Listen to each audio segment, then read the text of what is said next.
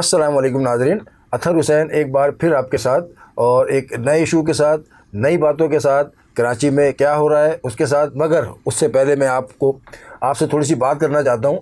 एक दोस्त ने कमेंट्स किया कि यार आप फ़ोटोग्राफ़र हैं, आप ये क्या काम कर रहे हैं। भाई कैमरे के पीछे हमने ज़िंदगी भर रहे हैं और हमने सबको दिखाया है, हमें पता है कि हम क्या हैं। कैमरे के पीछे रहने वाला उसको ये पता है कि क्या होने वाला है अभी, और ये रिपोर्टर्स को इस तरह नहीं पता होता, क्योंकि फील्ड में रिपोर्टर्स भी होते हैं मगर सबसे पहले फ़ोटोग्राफ़र्स आता है। मैं और मेरे कुछ दोस्त ज़ख्मी हो चुके हैं। बहुत सारे ऐसे वाक़यात हैं। मोहतरमा बेनज़ीर भुट्टो जब 2007 में आई, हम ज़ख्मी हुए।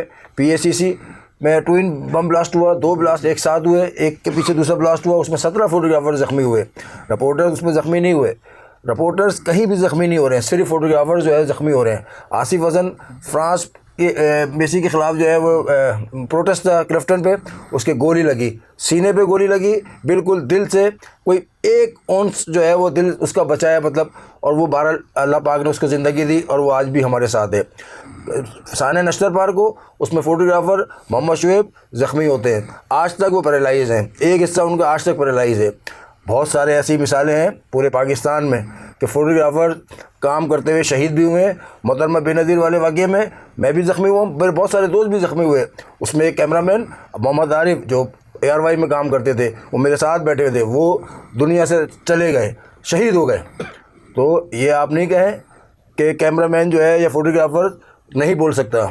हम कैमरे के पीछे हैं, मगर हमसे अच्छा बोलना बहुत कम ही आएगा किसी को। तलफ़ुज़ में तो फ़र्क आ सकता है, अल्फाज की अदायगी में फ़र्क आ सकता है, मगर हमें बहुत कुछ पता है। तो हम इस पर बाद में बात करेंगे कि हमने कैमरे के पीछे इस 30 साल में क्या देखा और क्या नहीं देखा। अब हम कैमरे के आगे आ गए हैं। तो बहरहाल अभी हम चलते हैं अपने मेहमान की तरफ। अस्सलाम वालेकुम मेहर भाई। जी वालेकुम अस्सलाम अतर भाई, बेइंतहा शुक्रिया वक्त देने के लिए। अच्छा, अभी आप इंट्रो में अपने बात कर रहे थे, मेरी भी निगाह से वो कमेंट गुजरा। ये जहालत की ना कोई हद होती है, लेकिन कुछ लोगों की हद ही नहीं होती। पूरी दुनिया में फ़ोटो जर्नलिस्ट जो है वो रिपोर्टर भी होता है, फ़ोटो जर्नलिस्ट भी होता है। अब किसी ने इन तमाम चीज़ों को पढ़ा हो तो शायद वो बात करे आपसे, या तो पर्सनल कोई किसी को परखाश हो सकती है। वो हमने वो PTI पे प्रोग्राम किया था, उस पर जो है वो मुझे पता है, PTI पेज पे जाके देखा, वो सपोर्टर है, मतलब उसकी पोस्टें जो है ना वो PTI की लगी हुई ज़्यादातर। तो बस 12 मिनट में ज़्यादा बात नहीं की उस पर, मैंने उसको जवाब भी नहीं दिया, मैं कैमरे पर ही जवाब देना चाहता था। अतर भाई बात यह है कि PTI हो, पीपल्स पार्टी हो, MQM हो, जमात हो, कोई भी हो, सियासी वर्कर का एक काम नहीं है कि किसी की ज़ातियात पे जाके बात करें। बहरहाल आपके काम के ना सिर्फ हम बल्कि एक ज़माना ना सिर्फ मोतरफ़ है, बल्कि हम तो आपसे दरख्वास्त करते हैं बार बार कि आप अपने काम को किताब की शक्ल में बिल्कुल इंशाल्लाह, बहुत शुक्रिया। लाखों की तादाद में आपकी वो तस्वीरें हैं जो हमारे UJS के दफ्तर में, पूरी दुनिया में, पाकिस्तान के मुख्तलिफ दफातर में लगाई गई हैं, और वो एक रिकॉर्ड का हिस्सा है। बिल्कुल ऐसे ही। वो बसेस का उड़ना हो, वो आपका ज़ख्मी होना हो, वो मोहतरमा शहीद का वाक़या हो, वो जिना का ब्लास्ट हो, आपका कोई कम काम है। जिस वक्त इस शहर में लोग भाग रहे होते थे अपने घरों को, जगह जा रहे तो आप उस जगह खड़े होते थे। ऐसे ही आप भी किसी माँ के बेटे थे। बहरहाल आप हमेशा से बहुत अच्छा बोलते हैं, और ना सिर्फ हम आपके मोतरफ़ हैं बल्कि आपसे सीखते भी हैं। नहीं, हम दोनों एक दूसरे से सीख रहे हैं, और मैं तो बहुत सारे लोगों से सीख रहा होता हूँ। और क्योंकि मेरा बोलना काम नहीं था, हमेशा जो है वो कैमरे की आँख से मैंने सारी ज़िंदगी काम किया है। तो अब मैं अपने मुँह के साथ भी काम कर रहा हूँ, बोलना भी चाह रहा हूँ। कोई गलती होगी तो मैं उसके लिए पेज की माफ़ी मांग लेता हूँ, और मैं प्रोग्राम में भी माफ़ी मांगता हूँ। कोई छोटा बड़ा नहीं होता, माफ़ी मांगने से सीखने का अमल जो है वो बढ़ता रहता है। तो आज हम नई बात की तरफ चलते हैं। देखिए, इख्तलाफात होते हैं बहुत सारी सियासी पार्टियों में, बहुत सारे लोगों को एक दूसरे से, और कोई किसी का बहुत प्यारा होता है, कोई किसी को ज़्यादा लाइक करता है। मगर मैं अभी ये चाहता हूँ कि इमरान खान की जो सूरत हाल है, आँख की उनको तकलीफ़ है, अब वो NRO की वजह से है या किसी भी हवाले से है, मगर क्योंकि अब वो डिक्लेयर कर चुके हैं कि वो बीमार हैं, डॉक्टर ने उनका विज़िट भी कर लिया, देख भी लिया, कोई 15% कह रहा है। हमारे कुछ एंकर जो हैं वो किसी ने तो उनको नाबीना ही कर दिया था कह के। मगर ऐसे मौके पे जो है ना यार, वो किसी की दिल आज़ारी नहीं करना चाहिए। बीमारी होते हैं। अब इमरान खान ने अपने दौर में नवाज़ शरीफ के लिए क्या बोला वो तो सबको पता है ना। आज कल आपने देखा कि वो मरीम नवाज़ ने जो अपनी प्रेस कॉन्फ्रेंस में जो प्रोग्राम था उनका, उसमें उन्होंने वीडियो पूरी चलाई कि इमरान खान अपने दौर में क्या क्या बोलते रहे नवाज़ शरीफ को, कि इनके AC निकाल दो, ये पता नहीं क्या क्या कर दो। तो बहरहाल मैं लोगों से भी गुजारिश करता हूँ, और आपसे भी इस पे टॉपिक पे बात करना चाहता हूँ कि बीमारी को बीमारी रहने दें और उसको सियासी ना बनाएं। अगर NRO का भी है तो ठीक है, चलें। अब वो नहीं बर्दाश्त कर पा रहे जेल, तो छूट जाए, क्या है इसमें। देखिए अतर भाई, ये मसला तो खैर हम 15-20 दिन से सुन भी रहे हैं, डिस्कस भी कर रहे हैं, लेकिन यहाँ प्रॉब्लम पीटीआई के वो जो सोशल मीडिया के कमांडो है ना, उन्होंने आसिफ जरदारी जो सदर पाकिस्तान है उनके बयान पर जितना हल्ला बोला हुआ है या तूफ़ान बदतमीज़ी मचाया हुआ है, एक तो ये नहीं बनता। हर चीज़ की कोई तहजीब होती है। जरदारी साहब का भी एक ओहदा इतना बड़ा था ना, सदर पाकिस्तान थे, उनको भी इस तरह ये बात नहीं करनी चाहिए। देखिए सदर पाकिस्तान तो वो है, लेकिन एक सियासी पार्टी के वो चेयरमैन भी है। चेयरमैन भी, हाँ। तो सियासी पॉइंट स्कोरिंग भी कोई चीज़ है। सही है। इमरान खान भी इनके लिए माजी में ये बातें करते रहे। देखिए हमारी तो जेल काटी है, आसिफ जरदारी से बड़ी तो जेल अभी तक किसी सियासतदान ने नहीं काटी है। तो जहाँ तक एनआरओ का मामला है तो सवाल ये है अतर भाई कि इमरान खान भी उन्हीं लीग में शामिल है, उसी लीग का हिस्सा है जो वज़ीर आज़म रहे, जिनकी हुकूमतें रहीं। सवाल यहाँ पे ये है कि ये वो तमाम अफराद हैं कि जो लंदन, अमेरिका, पेरिस, जापान, जहाँ भी ये इलाज कराने जाते हैं, कोई पाकिस्तान में इन्होंने एक ऐसा इदारा क्यों नहीं बनाया जहाँ इनका इलाज हो। कैंसर अस्पताल है सिर्फ। इन्हें हमेशा बाहर जाने की कोई ज़रूरत पड़ती है। तो अगर एनआरओ मांग रहे हैं और बाहर जाना चाहते हैं तो बहुत शर्म की बात है। इमरान खान अमूमन ये बात किया करते थे। पीटीआई को नुकसान पहुंचेगा ये, क्योंकि ये तो खुद कह रहे हैं कि बाहर भेज दो। अमीन गंडापुर जो है वो अपने बयान में कह चुके हैं कि इमरान खान को जो इलाज के लिए बाहर भेज दे। इसका मकसद वहाँ से जो आवाज़ निकली है और अब जो लोग बात कर रहे हैं, तो ये एनआरओ की शक्ल तो है। अगर उनको जेन्युइन भी उनको बाहर लेके जा रहे हैं, उनकी आंख वैसे खुदा ना खास्ता अल्लाह ना करे अगर ज़ाया हो रही है या उसमें बिनाई कम हो गई है और उनको बाहर ले जाते हैं, तो पीटीआई का तो जो बयानिया था सब खत्म हो जाएगा। पीटीआई का ख़त्म होगा या नहीं होगा, पीटीआई सिर्फ एक ही आदमी का नाम है, उसका नाम इमरान खान है। इमरान खान का बयानिया अगर ख़त्म हो गया तो ये जमात वैसी ढह जाएगी। वो बाहर चले गए तो बयानिया खत्म हो जाएगा ना। तो इमरान खान का बयानिया खत्म होगा ना। किसी ने भी कुछ दिन पहले मुझे कहा कि अल्ताफ़ हुसैन की बेटी, प्रोग्राम में मुझसे पूछा अल्ताफ़ हुसैन की बेटी आना चाह रही हैं या आ गई या कोई ले आया सियासी जमात में से इनकी, या अल्ताफ़ साहब ने भेज दिया। मैंने कहा मेरा सवाल जो है ना वो आपने छीन लिया है। हाँ। मैं इस पर कोई बात करना चाह रहा था, बहरहाल आप कर लें पहले। मैंने कहा जिस दिन अल्ताफ़ हुसैन ने ये स्टेप ले लिया उस दिन अल्ताफ़ हुसैन नहीं रहेगा, क्योंकि अल्ताफ़ हुसैन की तारीख़ ये बताती है कि उसकी बहनें, सगी बहनें, उसके सगे भाई, भांजे, भतीजे सब यही थे। भाई भतीजे शहीद भी हुए। अल्ताफ़ हुसैन से लेकर उस समेत जितने भी अफराद थे कभी किसी ओहदे पर नहीं रहे।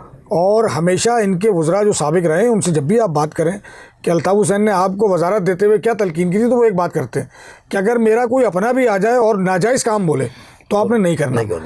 तो अगर अल्ताफ़ हुसैन अपनी बेटी को भेज देता है तो अल्ताफ़ हुसैन का सियासी कैरियर ख़त्म हो जाएगा। इसी तरह से इमरान खान नहीं, अल्ताफ़ हुसैन अपने जानशीन नहीं बना सकते अपनी ज़िंदगी। कैसे बना सकते हैं?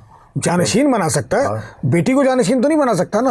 अल्ताफ़ हुसैन तो खुद इस सिस्टम के खिलाफ था। सही है कि मौरूसी सियासत नहीं होनी चाहिए। तो अल्ताफ़ हुसैन अगर अपनी बेटी को भेज देता है, किसी भाई भतीजे भांजे को दे देता है क़यादत, तो अल्ताफ़ हुसैन का बयानिया ज़मीन बोस हो जाएगा। सही है। इसी तरह इमरान खान हमेशा ये कहते थे कि मैं पाकिस्तान से कभी नहीं जाऊँगा, और उनका इलाज हमेशा यहीं होता रहा। अगर बाहर भी हुआ तो हमें नहीं पता। किसका? तो वो जानते हैं, इमरान खान साहब। इमरान खान का नहीं, कभी नहीं, बाहर नहीं हुआ। तो उनके अपने भी हॉस्पिटल यहाँ मौजूद हैं।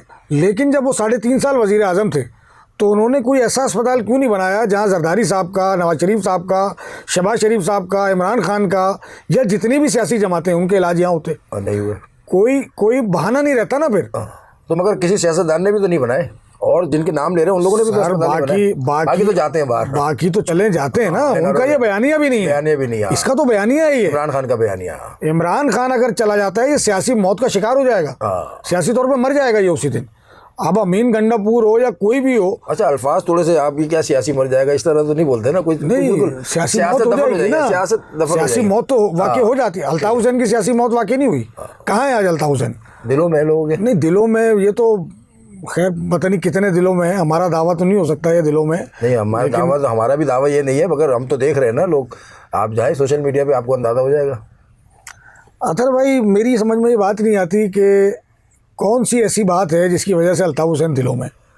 हम इस पर एक मरतबा बात कर चुके हैं कि अल्ताफ़ हुसैन कराची की ज़रूरत कल भी इसलिए था और आज भी इसलिए है कि जो काम उसने किए थे उस दौर में या करवाए गए थे, जिसका दावा आज एमक्यूएम के रहनुमा मुख्तलिफ रहनुमा करते हैं कि हमने किया था। अरे भाई आप चले, मैं इसको यहीं से बात को ले लेता हूँ।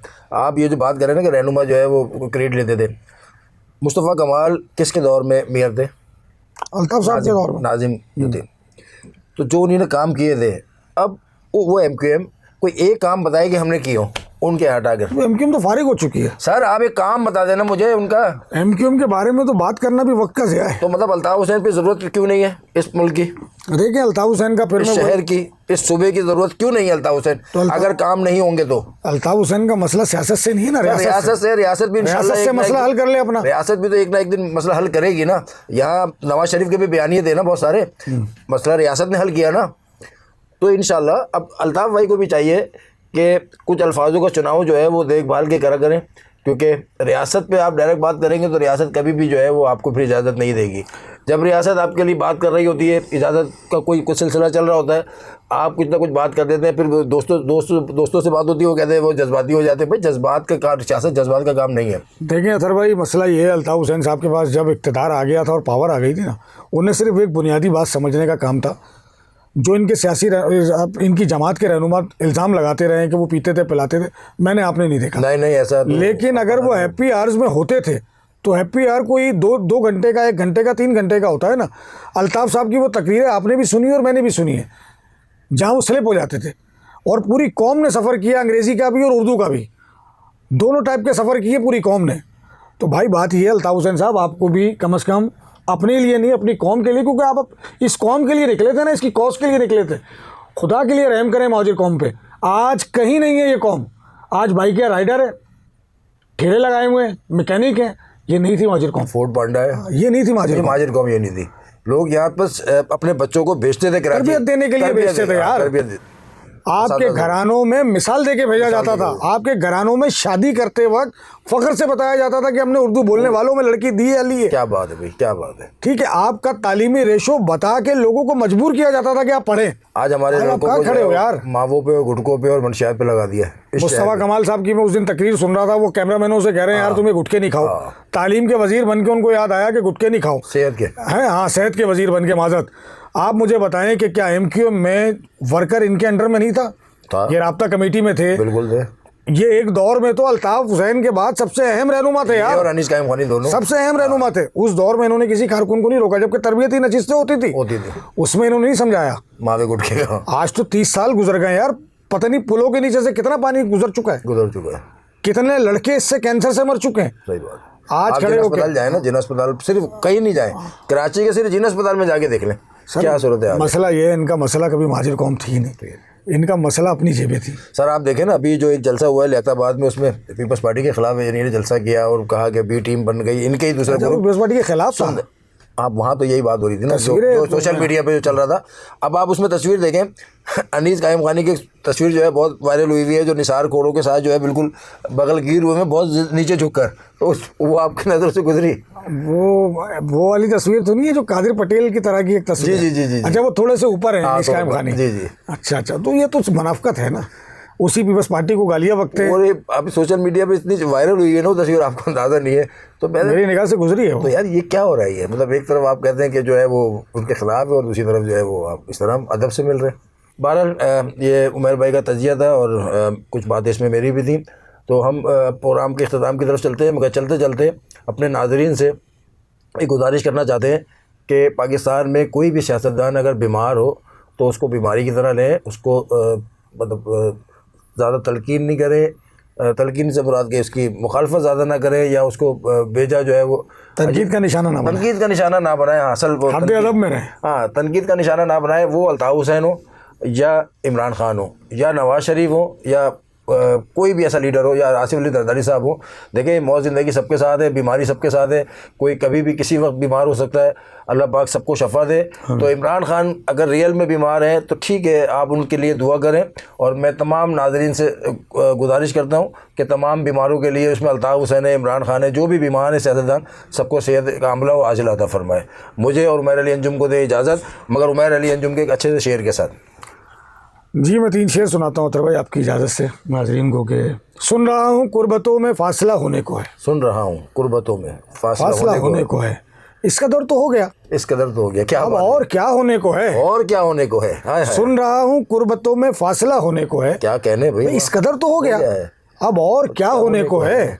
जाने क्यों आंखों में आंसू आ रहे हैं देर से, हाय हाय हाय, वाह वाह वाह वाह वाह। जाने क्यों आंखों में आंसू आ रहे हैं देर से, आज फिर शायद कोई मुझसे जुदा होने को है।